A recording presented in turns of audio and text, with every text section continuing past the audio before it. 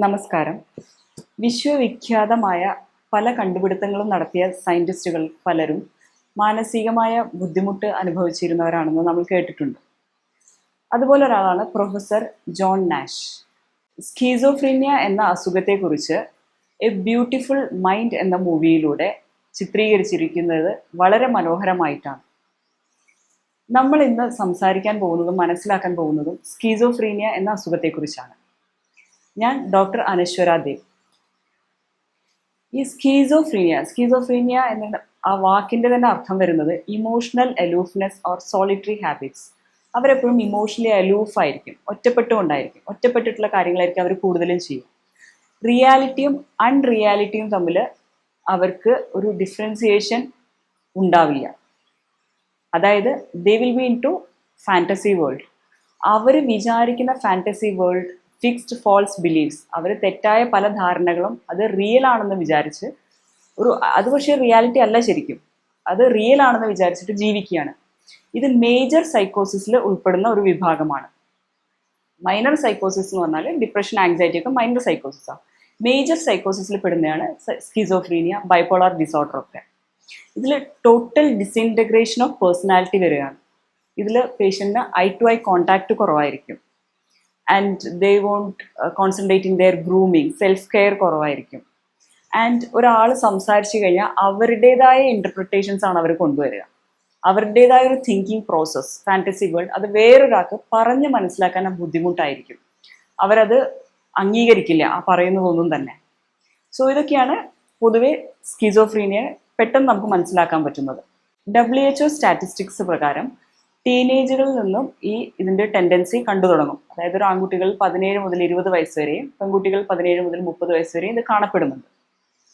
ജർമ്മനിയിൽ നടന്ന very recent study 2024 നടന്ന പഠനം വെച്ചിട്ട് സിറ്റികളിൽ കാണുന്ന മെൻ്റൽ ഡിസോർഡറുകളിൽ മെയിനായി കാണുന്ന ആങ്സൈറ്റി, ഡിപ്രഷൻ്റെ കൂടെ കാണുന്ന ഒരു മെൻ്റൽ അവസ്ഥയാണ് സ്കിസോഫ്രീനിയ. അതിൽ കാരണം പറയുന്നത് ഒന്ന് സിറ്റീസിലുള്ള സോഷ്യോ എക്കണോമിക് സ്റ്റാറ്റസ്, പോവേർട്ടി പറഞ്ഞാൽ ഒരു അബ്ജക്റ്റ് പോവേർട്ടി സിനാരിയോ അല്ല. നമ്മൾ ഒരു കമ്പാരിറ്റീവ് സ്റ്റഡി ചെയ്യുകയാണ് നമ്മൾ സ്വയം, നമ്മളൊന്നും ആയില്ല, അങ്ങനെ പല കമ്പാരിറ്റീവ് സ്റ്റഡി വെച്ചിട്ട് സ്വയം സ്ട്രെസ് ഉണ്ടാവുകയാണ്. Then accidents, then criminals, then toll building structures. ഇതൊക്കെ എന്ത് കാര്യം നേച്ചറിൽ നിന്നും ദൂരോട്ട് പോകുന്നോ അത്രയും നമ്മുടെ മൈൻഡിനെ അത് എഫക്റ്റ് ചെയ്യും.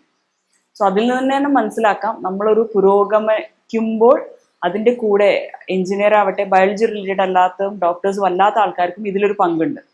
എന്ത് കാര്യം നമ്മൾ പുരോഗമനത്തിൻ്റെ പേരിൽ ചെയ്യുമ്പോഴും നേച്ചറിനോട് ക്ലോസ് ആയി നിന്നുകൊണ്ട് ചെയ്താൽ ഒരു പരിധിവരെ മാനസികമായ ബുദ്ധിമുട്ടുകൾ ഫിസിക്കൽ കോസ് കാറ്റഗറിയിൽ നിന്ന് ഉണ്ടാവുന്ന ബുദ്ധിമുട്ടുകൾ നമുക്ക് കുറയ്ക്കാൻ പറ്റും. പിന്നൊന്നാണ് ചൈൽഡ്ഹുഡ് അഡ്വേഴ്സിറ്റീസ്, ചെറുപ്പകാലത്തിൽ ഉണ്ടായ അബ്യൂസുകളും കാര്യങ്ങളും ബുദ്ധിമുട്ടുകളും. പിന്നെ ഡ്രഗ് അഡിക്ഷൻ. ആ ടീനേജ് പ്രായത്തിലാണ്, ഓരോ പ്രായത്തിൻ്റെതായ ഒരു വ്യത്യാസമാണ്. ആ പ്രായത്തിലാണ് നമ്മൾ ഡ്രഗ് അഡിക്ഷനൊക്കെ ആയിട്ട് കൂടുതലായിട്ട് കണക്റ്റഡ് ആവുന്നത്. ഈ ഡ്രഗ് അഡിക്ഷൻ്റെ സിംറ്റംസും സ്കിസോഫ്രീനിയ സിംറ്റംസും കുറച്ച് ഹാലുസിനേഷൻ ലെവലിൽ വരുമ്പോൾ പലതും സിമിലർ ആയിട്ട് വരാറുണ്ട്. സ്കിസോഫ്രീനിക് ടെൻഡൻസി ഉള്ളവർക്ക് കൂടുതലായിട്ട് ഡ്രഗ് അഡിക്ഷന് പോകാനുള്ള സാധ്യതയുണ്ട്. ഡ്രഗ് അഡിക്ഷൻ വന്നു കഴിഞ്ഞാൽ സ്കിസോഫ്രീനിയ ട്രിഗർ ചെയ്യാനുള്ള സാധ്യതയുണ്ട്. So be careful, because schizophrenia നമുക്ക് മാനേജബിൾ എന്ന് പറയുന്ന കണ്ടീഷൻ്റെ താഴെ വരുന്നുള്ളൂ. സ്കീസോഫ്രീനിയയ്ക്ക് ക്യൂർ ക്ലെയിം ചെയ്യുന്നില്ല. സോ ഏതൊരു സാധനവും വരാതിരിക്കാൻ ശ്രമിക്കുക. Prevention is better than cure. പിന്നെ സൊസൈറ്റിയിൽ വരുന്ന ഒരു കാര്യം ഡിസ്ക്രിമിനേഷൻ ആണ് വരുന്നത്. So try not to discriminate, so that injustice feeling, അങ്ങനെ പല തരത്തിലുള്ള ഇമോഷൻസിലാണ് വൈകാരികമായിട്ട് ഇവരെ പല തരത്തിൽ ബാധിക്കുമ്പോഴാണ് ഇങ്ങനത്തെ ഒരു അവസ്ഥയിലേക്ക് പോകുന്നത്. അതായത് ആ സൊസൈറ്റിയിൽ നിന്നും വിട്ടു നിൽക്കാൻ തുടങ്ങും. ലൈക്ക് ഫോൺ അഡിക്ഷൻ ആവാം, അല്ലെങ്കിൽ അബ്സോർബ്ഡ് മൈൻഡ് എന്ന് പറയും, അല്ലെങ്കിൽ ആബ്സെന്റ് മൈൻഡ് ആവും. അങ്ങനെ വന്ന് ആൾക്കാരുമായിട്ട് സോഷ്യൽ വിഡ്രോവൽ വരും. ഇതിൽ സിംറ്റംസ് പറയുകയാണെങ്കിൽ ഈ ബ്യൂട്ടിഫുൾ മൈൻഡിലുള്ള ജോൺ നാഷ് എന്ന് പറഞ്ഞ പ്രൊഫസറിനെ നമുക്ക് മൂവി കണ്ടവർക്ക് മനസ്സിലാവും. അയാളുടെ ജീവിതത്തിൽ വളരെയധികം ഇൻവോൾവ് ആയിരിക്കുന്നത് മാത്തമാറ്റിക്കൽ കാൽക്കുലേഷനും കാര്യങ്ങളുമായിട്ടാണ്. ആൻഡ് ഇമോഷണലി കണക്റ്റഡ് ആയിട്ടുള്ള ഒരാൾ അദ്ദേഹത്തിൻ്റെ ഭാര്യയായിട്ടാണ്. ആൻഡ് പിന്നെ അദ്ദേഹത്തിൻ്റെ അൺറിയൽ ആയിട്ടുള്ള ഒരു ചാൾസ് എന്ന് പറഞ്ഞൊരു ക്യാരക്ടർ, അത് അദ്ദേഹത്തിൻ്റെ ഹാലുസിനേഷൻ കൊണ്ട് അയാൾ തന്നെ രൂപപ്പെടുത്തിയ ഒരു ക്യാരക്ടറാണ്. ഓക്കെ, ഇതേപോലെ തന്നെ ഇപ്പോൾ മലയാളം മൂവി എടുക്കുകയാണെങ്കിൽ അതിരൻ മൂവി, ഈ അതിരൻ മൂവി ഞാൻ എങ്ങനെയാണ് കാണുന്നത് വെച്ചാൽ, ഞാൻ ഒരിക്കലും കോഴിക്കോടേക്ക് ട്രെയിൻ വെയിറ്റ് ചെയ്ത് നിൽക്കുമ്പോൾ ഈ അതിരൻ മൂവി എടുത്ത് രണ്ടുപേര് സംസാരിക്കുന്നത് കേട്ടു. വേറെ ഏതോ മൂവി ഇറങ്ങിയ കാരണം ഈ അതിരൻ മൂവി അധികം ശ്രദ്ധിക്കപ്പെട്ടില്ല എന്ന് പറഞ്ഞു. സോ അന്ന് ഞാൻ ഉടനെ തന്നെ ആ കോഴിക്കോട് വിസിറ്റ് കഴിഞ്ഞിട്ട് ഞാൻ കണ്ടത് ഫസ്റ്റ് അതിരൻ മൂവിയാണ്. സ്കീസോഫ്രീനി കണ്ടീഷൻ മലയാള സിനിമയിൽ ഇത്രയും ഭംഗിയായിട്ട് എടുത്ത വേറെ മൂവിയില്ല. അതിൽ ആ സിംറ്റംസ് കറക്റ്റായിട്ട് നോക്കിയാൽ അറിയാം. അതിൽ ആ ലക്ഷ്മി എന്ന് പറഞ്ഞൊരു ക്യാരക്ടർ, അതൊരു ഇമാജിനറി ക്യാരക്ടറായിരുന്നു. അത് ആ പൂളിലേക്ക് വീഴുന്നത് ആരോ തന്നെ തള്ളിയിടുന്നു എന്നുള്ളൊരു തോന്നലായിരുന്നു. That's paranoid feature. Okay. And അദ്ദേഹം അതിൽ ആ ഫഹദ് ഫാസിലിന്റെ ക്യാരക്ടർ ഓൾറെഡി പല കുറ്റകൃത്യങ്ങളും ചെയ്തിട്ടുണ്ടായിരുന്നു. സോ അതൊരു എക്സ്ട്രീം ലെവൽ ഓഫ് സ്കീസോഫ്രീനിയാണ്. സാധാരണ ലൈഫിൽ സ്കീസോഫ്രീനിക് പേഷ്യൻസ് അത്രയും കുറ്റകൃത്യത്തിലേക്ക് പോവില്ല. അത് യൂഷ്വലി വരാറ് ആൻറ്റി സോഷ്യൽ പേഴ്സണാലിറ്റി ഡിസോർഡർ ഉള്ളവർക്കാണ്. എന്നാലും പ്രോപ്പറായിട്ട് ട്രീറ്റ്മെൻറ്റ് എടുത്തിട്ടില്ലെങ്കിൽ ഈ കണ്ടീഷനിലേക്ക് പോവാം സാധ്യതയുണ്ട്. സെൽഫ് ഹാമിനോ അല്ലെങ്കിൽ വേറുള്ളവരെ ഹാം ചെയ്യാനുള്ള സാധ്യതയുണ്ട്. ബിക്കോസ് അവരുടെ കൊഗ്നിറ്റീവ് പ്രോസസ്സിനെ അത് എഫക്റ്റ് ചെയ്യാണ്. അതായത് പ്രോപ്പറായിട്ട് അവർക്ക് ചാനലൈസ് ചെയ്യാൻ പറ്റുന്നില്ല അവരുടെ thoughts. Disorganised thoughts, behaviour, perception. ഒരാൾ ഒരു കാര്യം പറഞ്ഞത് കറക്റ്റായിട്ട് മനസ്സിലാക്കാൻ പറ്റുന്നില്ല, അല്ലെങ്കിൽ മനസ്സിലാക്കിയ കാര്യം കറക്റ്റായിട്ട് കൺവേ ചെയ്യാൻ പറ്റില്ല. Because it's all chaotic in there brain, organised അല്ല. സോ അതിന് അവർക്ക് വിയേർഡ് മാനറിസംസ് അവർ കാണിക്കാൻ തുടങ്ങും. ഇങ്ങനെ പല പല സിംറ്റംസ് ആണ് അതിലുള്ളത്. ഈ ജോൺ നാഷ് എന്ന് പറയുന്ന അദ്ദേഹം ഈ ഹാലുസിനേഷൻ സ്റ്റേജിൽ കൂടെ വളരെ തീവ്രമായിട്ടാണ് കടന്നു പോകുന്നത് അതിൽ കാണിക്കുന്നുണ്ട്. ഇതിന്റെ മെയിൻ ആയിട്ടുള്ള കുറച്ച് സിംറ്റംസ് പറഞ്ഞാൽ, ഒന്ന് തോട്ട് എക്കോ, അതായത് അവനവന്റെ ചിന്തകൾ തന്നെ നമുക്ക് തന്നെ കേൾക്കുക. പിന്നെ തോട്ട് ബ്രോഡ്കാസ്റ്റിംഗ്, അതായത് അവനവന്റെ ചിന്തകൾ ബാക്കിയുള്ളവർ കേൾക്കുമോ എന്നുള്ള തോന്നൽ. പിന്നെ ഒന്ന് thought insertion or thought withdrawal, അവനവന്റെ ചിന്തകൾ ശരിയാണോ എന്നുള്ള തോന്നൽ. ഇത് കൂടാതെ 3 conditions like hallucination, illusion, delusion. ഇത് മൂന്നും എന്താന്ന് നോക്കാം. ഹാലുസിനേഷൻ എന്ന് പറഞ്ഞാൽ നമുക്ക് ഇല്ലാത്തൊരു കാര്യം കേൾക്കുകയോ കാണുകയോ നമ്മൾക്കത് തൊടുന്ന പോലെ ഫീൽ ചെയ്യോ അങ്ങനത്തെ തോന്നലുകളെയാണ് ഹാലുസിനേഷൻ എന്ന് പറയാം. ഡെല്യൂഷൻ എന്ന് പറഞ്ഞാൽ നമ്മൾക്കത് നമ്മൾ വേറെ ആരോ ആണെന്നുള്ളൊരു തോന്നലൊക്കെ. അതായത് ഒരു ഡെല്യൂഷൻ ഓഫ് ഗ്രാൻഡിയർ ആണ് ഇതിൽ കൂടുതലായിട്ടും കാണാറ്. കാരണം ഇത് കാണിക്കുമ്പോൾ എവിഡൻ്റ് ആയിട്ട് ബാക്കിയുള്ളവർക്ക് അറിയാൻ പറ്റുന്നുണ്ട്. അതായത് ഞാൻ എന്തോ വലിയ ആളാണ്. ആ ജോൺ നാഷ് അതിൽ പറയുന്നുണ്ട്, ഒരു മാഗസിനിൽ ഫോട്ടോ വന്നപ്പോൾ എന്തിനാണ് 4 പേരുടെ ഫോട്ടോ? സാധാരണ ജീനിയൽസിൽ നിന്നും ഞാൻ ഒരുപടി മേലുള്ള ജീനിയൽസ് അല്ലേ, അപ്പൊ എൻ്റെ ഫോട്ടോ മാത്രമല്ലേ അവിടെ വരേണ്ടത് എന്ന് പറയുന്നുണ്ട്. ആ ഡെല്യൂഷൻ ഓഫ് ഗ്രാൻഡിയർ ആണ് അത് കാണിക്കുന്നത്. അപ്പോൾ സെലിബ്രിറ്റി, ഞാൻ ഒരു പേഷ്യൻ്റ് ഉണ്ടായിരുന്നു, ഞാൻ മൈക്കിൾ ജാക്സൺ ആണെന്നാണ്, ഒരു പയ്യനാ, ടീനേജ് പയ്യനാ, മൈക്കിൾ ജാക്സൺ ആണെന്നുള്ള തോന്നലാണ് ആ പയ്യന്. അത് നമുക്ക് പറഞ്ഞ് മനസ്സിലാക്കാൻ പറ്റില്ല. ദേ റിക്വയർ ഇന്റർവെൻഷൻ. ഓക്കെ. സോ അത് കഴിഞ്ഞ് വരുന്നതാണ് illusion.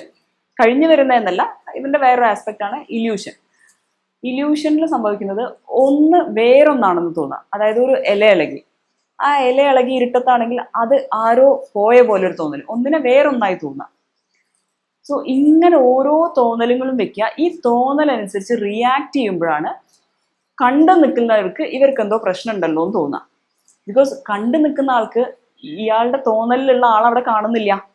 So they are responding back. അവർക്ക് കുറേ വോയിസുകൾ തലയിൽ കേട്ടോണ്ടിരിക്കുക, ഒരാൾ വന്ന് നിന്ന് സംസാരിക്കുക, സോ നീ ഒന്ന് പോ, അല്ലെങ്കിൽ അവർക്കത് മനസ്സിലാവില്ല അങ്ങനെ ഒരാളില്ല എന്നുള്ളത്.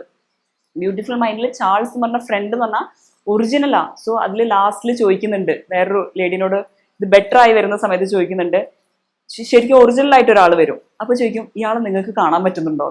അതായത് വേറൊരാൾക്ക് കാണാൻ പറ്റുന്നുണ്ടെങ്കിലാണ് അത് റിയൽ, അല്ലെങ്കിൽ എൻ്റെ അൺറിയൽ തോട്ടാന്ന് വരെ ഡിഫറൻഷിയേറ്റ് ചെയ്യേണ്ട ഒരു അവസ്ഥ വരെ എത്തുകയാണ്. ഇപ്പൊ നമ്മൾ സംസാരിച്ചുകൊണ്ടിരുന്നത് ഇതിന്റെ പോസിറ്റീവ് സിംറ്റംസ് ആണ്. ഇനി ഇതിന്റെ നെഗറ്റീവ് സിംറ്റംസ് നോക്കാം. അതായത് ഒരു പ്രൊഡ്രോമൽ സ്റ്റേജിൽ ഫസ്റ്റ് സോഷ്യലി വിഡ്രോ ആവുന്നു, മ്യൂട്ടിസം, എപ്പതി, അങ്ങനെ മിണ്ടാതെയാവുന്നു, സോഷ്യൽ കണക്ഷൻ ഫുള്ള് വിഡ്രോ ചെയ്ത് അബ്സോർബ്ഡ് ആവുകയാണ്. ഇത് കഴിഞ്ഞിട്ടുള്ളൊരു ഫസ്റ്റ് ബ്രേക്ക് ത്രൂ ആണ് നമ്മളുടെ ഈ പോസിറ്റീവ് സിംറ്റംസ് വരുന്നത്. Then it lead to complication. ഇങ്ങനെയാണ് അതിന്റെ സിംറ്റംസ് പോകുന്നത്. ടൈപ്സ് ഓഫ് സ്കീസോഫ്രീനിയ എന്ന് പറഞ്ഞാൽ പല രീതിയിലുണ്ട്. സിമ്പിൾ ആയിട്ടുള്ള സ്കീസോഫ്രീനിയയിൽ ആദ്യം തന്നെ ഈ ഹാലുസിനേഷൻ ഒന്നും കാണില്ല, സോഷ്യൽ വിഡ്രോവലൊക്കെ ആയിരിക്കും കൂടുതലും കാണാം. ദെൻ പാരനോയിഡ്, കാറ്ററ്റോണിക്, ഹെബിഫ്രെനിക്, അങ്ങനെ പലതരം സ്കീസോഫ്രീനിയാസ് ഉണ്ട്. അതിൽ ഏറ്റവും എളുപ്പത്തിൽ ആൾക്കാർ ഫൈൻഡ് ഔട്ട് ചെയ്യുക പാരനോയിഡ് ആയിരിക്കും. കാരണം സംശയരോഗം, എസ്പെഷ്യലി ഹസ്ബൻഡ് വൈഫ് റിലേഷൻഷിപ്പിലാണെങ്കിൽ നല്ല സംശയരോഗമായിരിക്കും അങ്ങോട്ടും ഇങ്ങോട്ടും. അതിനെ ഓറിയന്റ് ചെയ്തിട്ട് തന്നെ വേറെ അസുഖങ്ങളുണ്ട്. ബട്ട് ഇത് എവിഡന്റ് ആയിട്ട് നമുക്ക് ആൾക്കാർക്ക് മനസ്സിലാവാൻ പറ്റുന്ന ഒരു സിറ്റുവേഷൻ ആണത്. ഇത് സ്കീസോയിഡ് പേഴ്സണാലിറ്റി ഡിസോർഡർ എന്ന് പറയുന്നതായിട്ട് ഡിഫറൻഷിയേറ്റ് ചെയ്യണം. ഈ പേഴ്സണാലിറ്റി ഡിസോർഡറിൽ നമ്മൾക്ക് ഹാലുസിനേഷൻ ഒന്നും അധികം കാണുന്നില്ല. ദേ will be in their own world. അവരൊരു റിപ്പീറ്റേറ്റീവ് ടാസ്ക് ഒക്കെ ചെയ്തുകൊണ്ടിരിക്കും. വേറെ ആൾക്കാരായിട്ട് ഇമോഷണലി അവർ കണക്റ്റഡ് ആവില്ല. ദേ will be in their own world. അവർക്ക് ബാക്കിയുള്ളവർക്ക് ഡിസിൻട്രസ്റ്റ് ആയിരിക്കും. ഒരു ഫാന്റസി വേൾഡിലായിരിക്കും അവർ അവരുടേതായ കാര്യങ്ങളൊക്കെ ആയിട്ട് ചെയ്തു പോകുന്നത്. ആ ഒരു ഡിസോർഡർ അതൊരു എക്സ്ട്രീം ലെവലിലേക്ക് പോകണം. ഇതൊരു മനുഷ്യന്റെ ടൈപ്പ് ഓഫ് പേഴ്സണാലിറ്റിയിൽ അതൊരു എക്സ്ട്രീം ലെവലിലേക്ക് പോകുമ്പോഴാണ് ഡിസോർഡർ എന്നുള്ള കാറ്റഗറിയിലേക്ക് പോവുക. സ്കീസോഫ്രീനിയ എങ്ങനെ മാനേജ് ചെയ്യാം എന്നുള്ളത് നമുക്ക് നോക്കാം. ഫസ്റ്റ് പ്രോപ്പർ അസസ്മെന്റ്, കറക്റ്റായിട്ട് അസസ് ചെയ്യുക. അതിൽ MRI വളരെ മാർക്ക്ഡായിട്ട് നമുക്ക് ഇതിനെ ഡിഫറൻഷിയേറ്റ് ചെയ്യാൻ ഹെൽപ്പ് ചെയ്യുന്നതാണ്. അത് കഴിഞ്ഞാൽ ഡ്രഗ് അഡിക്ഷനോ അങ്ങനത്തെ വല്ല കാര്യങ്ങളോ ഉണ്ടെങ്കിൽ അതിനെ മാനേജ് ചെയ്യുക. അതായത് അതൊരു ഫിസിക്കൽ ഫാക്ടറാണ് അവിടെ.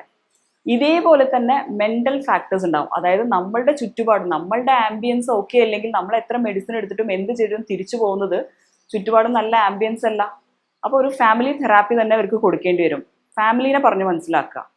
ആൻഡ് ഇതിൽ യൂഷ്വലി തെറാപ്പീസ് എടുക്കുന്നത് ടോക്ക് തെറാപ്പീസ് ആണ്, കൊഗ്നിറ്റീവ് ബിഹേവിയറൽ തെറാപ്പി.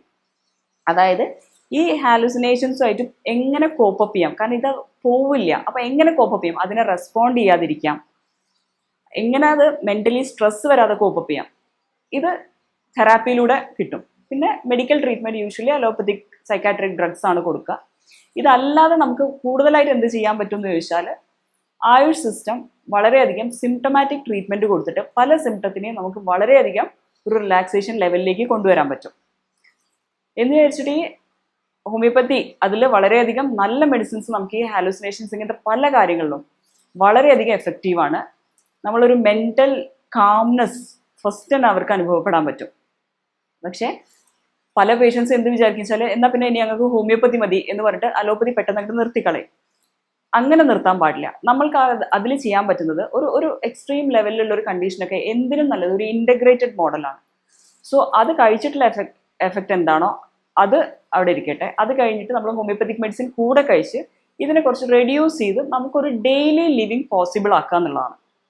അതിൽ എക്സസൈസുകൾ പറയാം, യോഗ വെരി എഫക്റ്റീവ്. അത് ഡിപ്രഷൻ ആയിക്കോട്ടെ, any mental illness, yoga is very effective.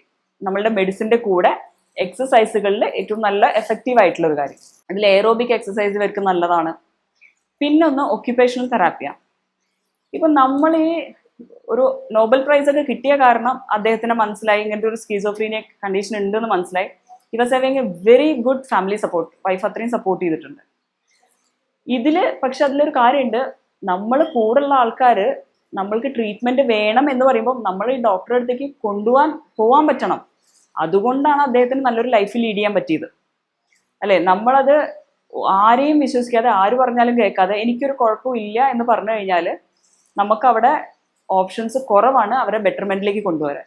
Usually schizophrenic conditions അവർ വിചാരിക്കുന്നത് ദേ ആർ റൈറ്റ് എന്നാണ്. ഫാമിലിയാണ് അവരുടെ യൂഷ്വലി ക്ലിനിക്കിലേക്ക് കൊണ്ടുവരാറ്.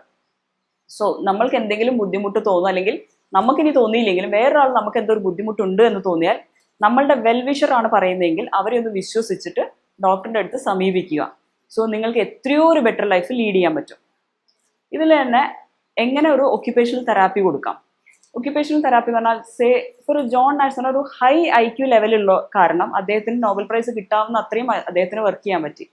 ഒരു ഡിലേഡ് ആയി മെഡിസിൻ അതിൽ പറയുന്നുണ്ട്, മെഡിസിൻസ് കഴിച്ച കാരണം വർക്ക് ചെയ്യാൻ പറ്റില്ല. മെഡിസിൻസിന് അതിൻ്റെതായ സൈഡ് എഫക്ട്സ് ഉണ്ടാവും സൈക്കാട്രിക് ഡ്രഗിന്. പക്ഷെ അത് കഴിച്ച കാരണം എന്താ വെച്ചാൽ ഡിലേഡ് ആണെങ്കിലും അദ്ദേഹത്തിന് ചെയ്ത് എത്തിക്കാൻ പറ്റി. പക്ഷെ അത് കഴിച്ചിട്ടില്ലെങ്കിൽ കംപ്ലീറ്റ് ഡിസോർഗനൈസ്ഡ് ആയിട്ട് അദ്ദേഹത്തിന്റെ കഴിവ് ഒരിക്കലും പുറത്തേക്ക് വരാൻ പോകുന്നില്ല. അതാണ് ഇതിലെ വ്യത്യാസം വരുന്നത്. പക്ഷെ IQ കുറവുള്ളവരുണ്ടാവും. അവരെന്ത് ചെയ്യും, അവർക്ക് they can choose some data entry, ഒരു റൊട്ടീൻ ജോബ്സ് നമുക്ക് ഏറ്റെടുക്കാൻ പറ്റും. അതായത് data entry, landscaping, cleaning jobs ഇതൊക്കെ റൊട്ടീനായിട്ട് ചെയ്തുകൊണ്ടിരിക്കുക.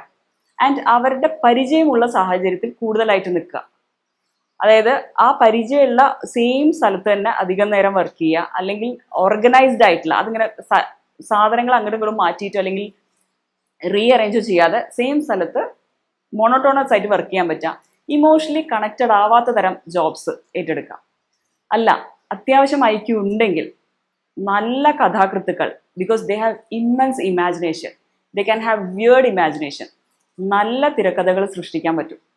അതുപോലെ നല്ല ഗ്രാഫിക് ഡിസൈനേഴ്സ് അല്ലെങ്കിൽ സം സയൻറ്റിസ്റ്റ്, അങ്ങനെ വളരെ നല്ല ഏരിയയിൽ പോകാൻ പറ്റും.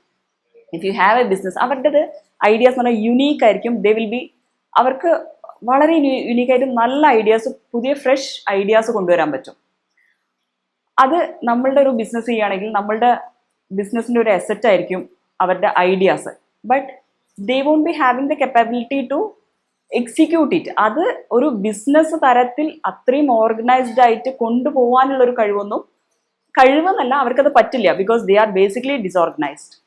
പക്ഷെ അങ്ങനെ ഒരു സ്കിസോയിഡ് ടെയിൻറ്റ് ഉള്ള ഒരാൾ നമ്മളുടെ ഫേമിലുണ്ടെങ്കിൽ നമ്മളുടെ ഇമാജിനേഷൻസും പുതിയ ഐഡിയാസും നമുക്ക് വർക്ക്ഔട്ട് ചെയ്ത് നോക്കാം, whether it's feasible or not feasible. അങ്ങനെ അവർക്കും നല്ലൊരു ലൈഫ് ഉണ്ടാവും, ബാക്കി ജോബ് കൊടുക്കുന്ന ആൾക്കും നല്ലൊരു ലൈഫ് ഉണ്ടാവും. സോ ഒരു കൺക്ലൂഷൻ പറയുകയാണെങ്കിൽ, നമ്മളിപ്പോൾ നോക്കിയാൽ ഈ ലോകത്തിലെ ഏറ്റവും അധികം ഒരു കാലഘട്ടത്തിൽ കവർന്ന് കഴിച്ച ഒരു അസുഖമാണ് leprosy. That is chronic infectious disease ആണത്. ആ ഒരു കാലഘട്ടം കഴിഞ്ഞ് പിന്നെ കുറേ കാലഘട്ടത്തിൽ acute infectious disease, small pox പോലുള്ള അസുഖങ്ങളായിരുന്നു മനുഷ്യനെ കവർന്നെടുത്തിരുന്നത്.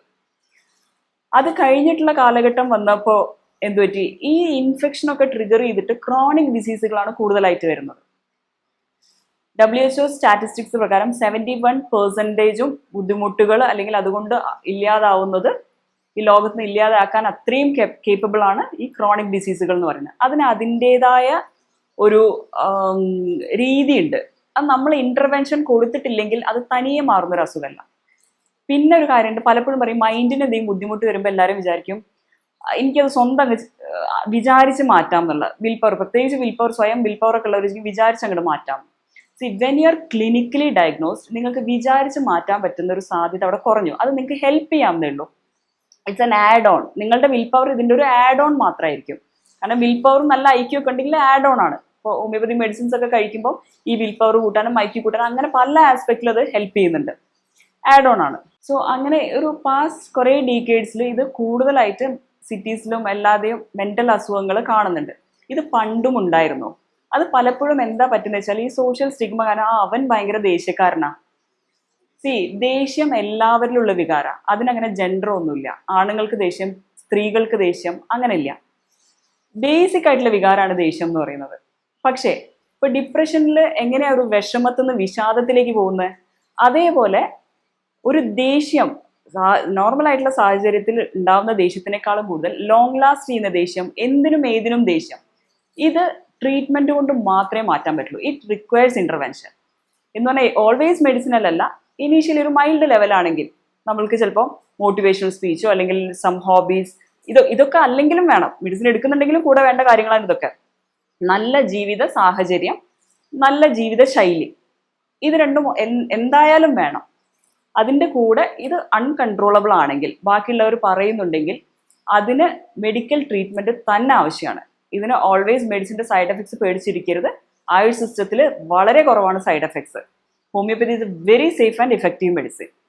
സോ നിങ്ങൾക്കോ അല്ലെങ്കിൽ നിങ്ങളുടെ ബന്ധുക്കൾക്കോ പരിചയക്കാർക്കോ ആർക്കെങ്കിലും ഈ സിംറ്റംസ് നിങ്ങൾക്ക് തോന്നുകയാണെങ്കിൽ അധികം വൈകാതെ തന്നെ ഒരു ഡോക്ടറെ കാണിക്കുക. Because cure is most easier or management is most easier when it's in the prodromal stage. എത്രയും സിവിയർ ആവുന്നോ അത്രയും ബുദ്ധിമുട്ടും ട്രബിൾസും ആയിരിക്കും ക്യൂർ. Okay, thank you.